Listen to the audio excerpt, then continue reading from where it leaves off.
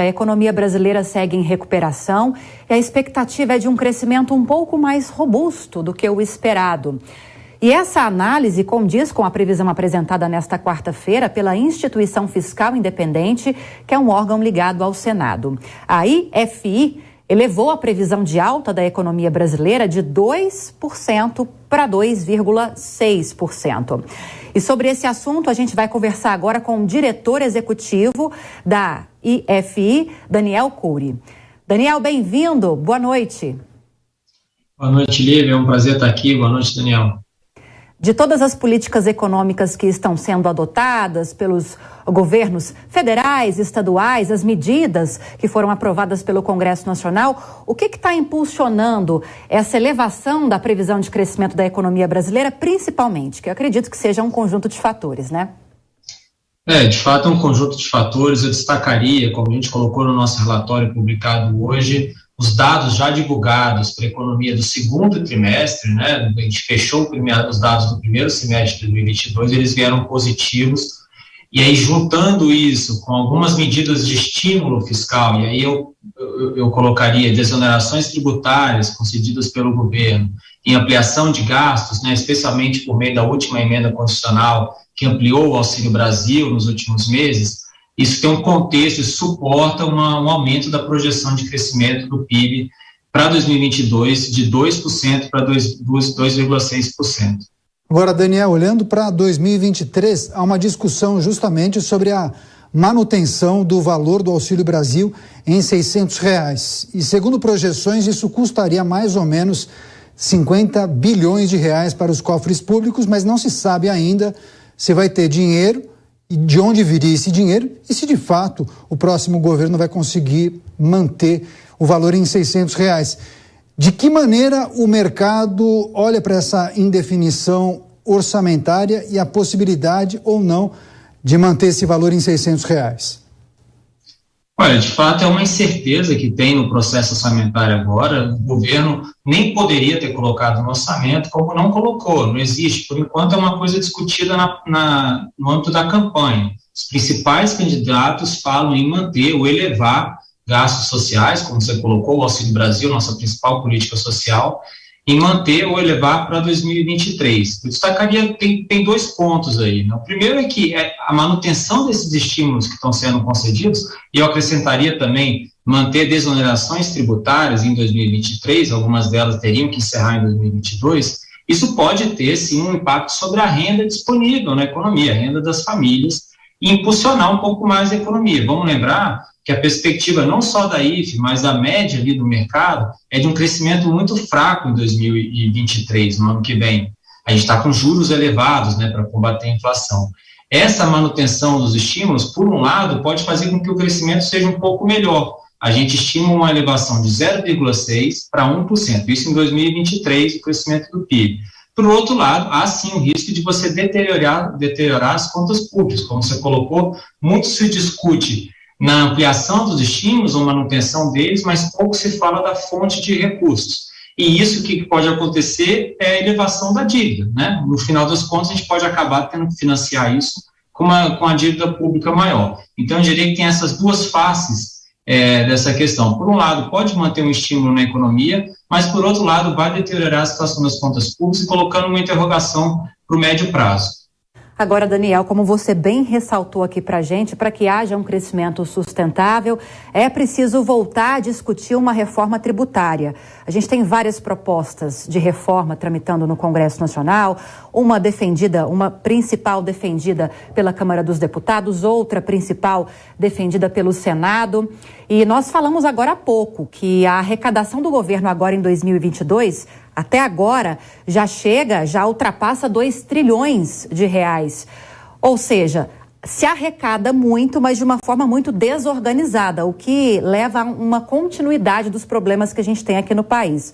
Será que em 2023 o Congresso vai discutir finalmente essa reforma que tem sido se arrastando, aliás, há muitos anos? Bom, historicamente, os primeiros anos de mandato, né, eles têm uma probabilidade, uma propensão maior, a um clima melhor para que se aprovem reformas, né? Então, a expectativa para a reforma tributária existe, até porque é um assunto já discutido há muito tempo, e como você falou, a gente tem formado alguns consensos nos últimos anos em torno de algumas características que a reforma deveria ter, como, por exemplo, a trazer mais progressividade,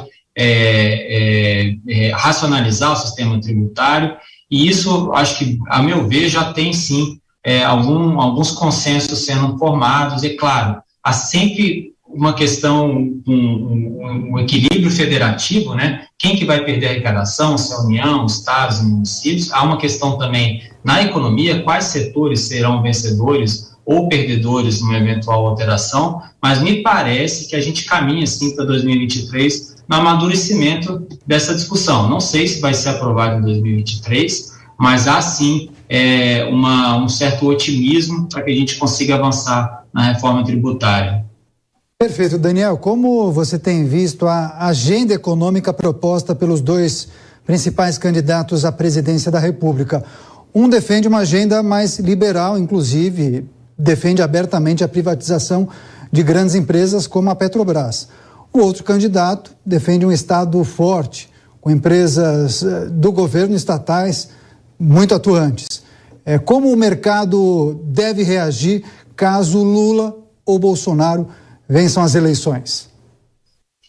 Olha, Daniel, essa pergunta é difícil, né? Mas, assim, sem querer ficar muito no muro, eu colocaria que o que todo mundo precisa, né? Todos os agentes precisam de previsibilidade. Eu acho que qualquer uma das agendas, se elas forem de fato diferentes, né, para os próximos anos, é importante que você tenha previsibilidade, que você saiba, se manifeste, comunique bem com o Congresso e com a sociedade quanto aos seus objetivos. Por exemplo, pode ser que você reveja, por exemplo, regras fiscais, queira gastar mais, como alguns candidatos têm colocado. Isso não é necessariamente proibido, mas você tem que ser feito de uma forma a comunicar à sociedade que aquilo é compatível com uma trajetória sustentável da dívida, né? Eu acho que o mais importante é isso, e nos últimos anos, infelizmente, a gente viu uma comunicação frágil, né? E acaba que toda a política fiscal ela sofre um pouco a perda de credibilidade. O que vai acontecer nos próximos anos? A gente não sabe. Então, o maior desafio para o próximo governo, eu diria que é melhorar essa comunicação com o Congresso e fazer com que todos sejam engajados dentro de uma agenda, qualquer que seja ela. Daniel, para a gente fechar, os principais candidatos à presidência da República, levando-se em consideração o que mostram as pesquisas de intenções de voto, têm defendido a manutenção do Auxílio Brasil, como mencionou agora o Daniel Caniato, em R$600 a partir do ano que vem, o que não está previsto no orçamento de 2023 por limitações fiscais.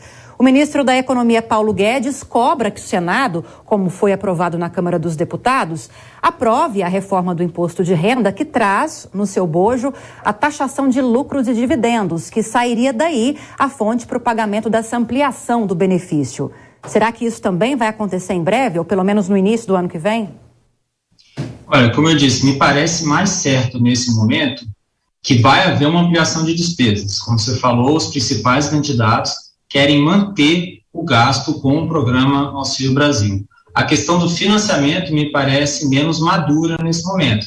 Ela pode acontecer no âmbito de uma reforma tributária, como a gente colocou aqui, ou de medidas pontuais, como a tributação de lucros e dividendos, e eventualmente outras formas de você financiar a despesa. Não tem muito para onde fugir. Ou você aumenta a carga tributária, ou você financia com mais inflação, a gente acabou acontecendo isso nos últimos meses, últimos anos, ou você aumenta a dívida.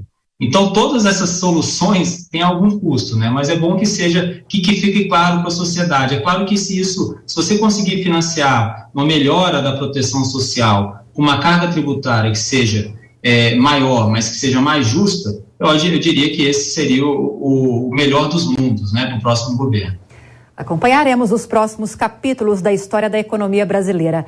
Queria agradecer, diretor executivo da Instituição Fiscal Independente, órgão ligado ao Senado, Daniel Coure. Obrigada pela entrevista, Daniel. Boa noite. Eu que agradeço. Até a próxima. Até a próxima. Boa noite.